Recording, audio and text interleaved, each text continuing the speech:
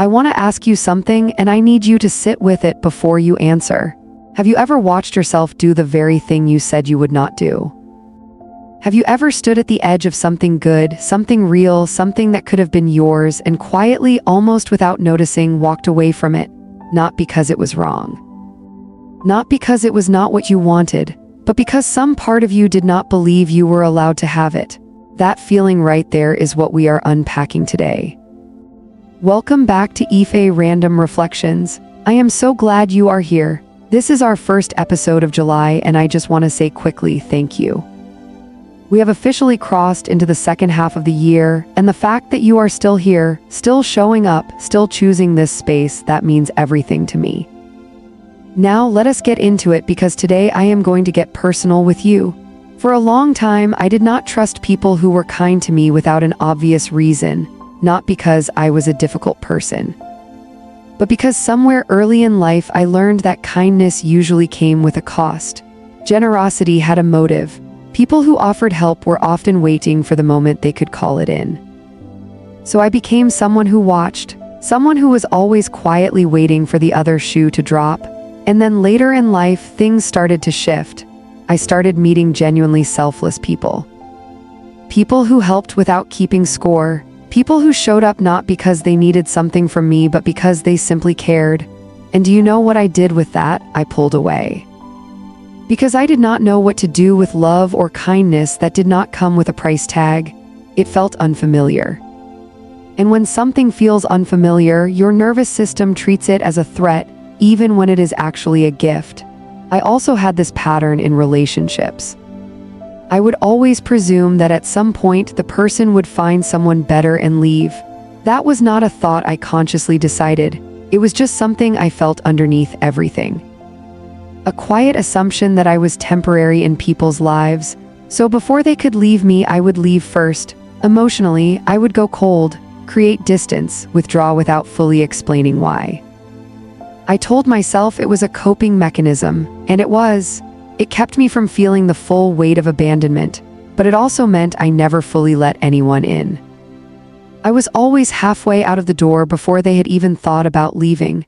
And then there is the overthinking. The knowing what to do, but circling it so many times that the knowing starts to feel like uncertainty. Being so afraid of making the wrong decision, I did not decide at all. And the longer I stayed in indecision, the more I convinced myself I simply did not know, when really I was just afraid to choose. Because a choice made is a thing that can go wrong. These three things, not trusting goodness, leaving before being left, and overthinking until paralysis, all come from the same root.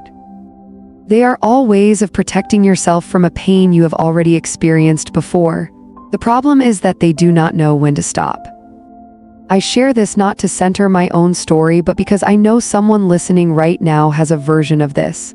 Maybe your patterns look different on the outside, but the engine underneath is the same. Protection, and the question we need to start asking is, what exactly are we still protecting ourselves from? Self-sabotage is not stupidity. It is not a character flaw. It is not proof that something is fundamentally wrong with you. Self-sabotage is protection that has outlived its purpose. Every single pattern you have that seems to work against you once made complete sense. At some point in your life, it was the smart thing to do. It kept you safe. It kept you from being hurt in a way you did not have the resources to handle at the time. Your mind and body learned that lesson and held onto it. The problem is your nervous system does not have a calendar. It does not automatically know that things are different now, that you are different now. It is still running old programming in a new situation. Self-sabotage shows up in so many different forms. For some people, it is procrastinating on the very thing they say they want most. For others, it is pushing away the people who get closest. For some, it is shrinking in rooms where they actually deserve to take up space. For others, it is starting well and abandoning before the finish line, because finishing means being seen, and being seen means being judged. But underneath all of it, no matter what the surface behavior looks like, there is usually one of three core beliefs driving it. The first is that I do not deserve this. The second is that even if I get it, it will be taken away.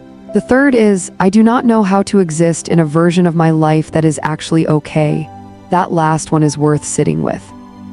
Because some of us have been in survival mode for so long that peace actually feels wrong. Stability feels suspicious. And happiness feels like something to be careful about because every time before it did not last. So what do you actually do with this? I am not going to give you a quick fix because there is not one, but here are 3 real things you can start with. The first thing is to change the question. Stop asking yourself why you are so self-destructive. That question has shame buried in it, and shame does not produce growth. Instead, start asking, what am I protecting myself from right now? When you feel the urge to pull away from someone who is being good to you, pause and ask that.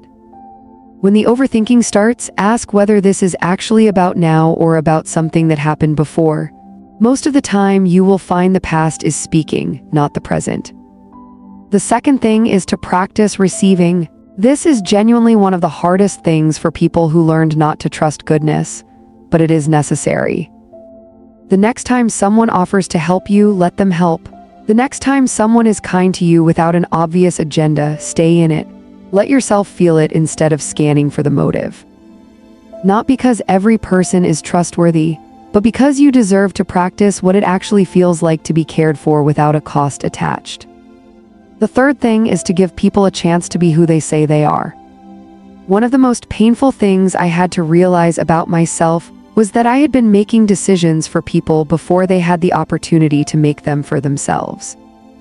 I decided they would leave before they left. I took away their chance to surprise me, and I took away mine. The practice here is simple, even if it is not easy. Wait, watch. Let people show you who they are before you decide you already know. I do not believe God brings things into your life just to take them away as punishment. I believe that some of what has come to you, and what is still coming, was designed specifically for you. And I believe that the version of you that keeps stepping out of the way of your own blessings is not your truest self. It is the version of you that has not yet learned that it is safe to stay. You were not built only for surviving. You were built for something more than that. And part of what this second half of the year can be about is learning to let yourself arrive. Self-sabotage is a response. It was once a wise and necessary one, but responses can be updated. You are not sentenced to keep repeating what kept you safe when you were younger and more vulnerable. You do not have to earn the good things by suffering first. You do not have to leave before they leave. You are allowed to let something good actually be good. You are allowed to stay. That is what I want you to carry this week, just that one truth. If this episode meant something to you, follow Ife Random Reflections on Spotify, leave a review, and share it with someone who needs to hear it. I love you.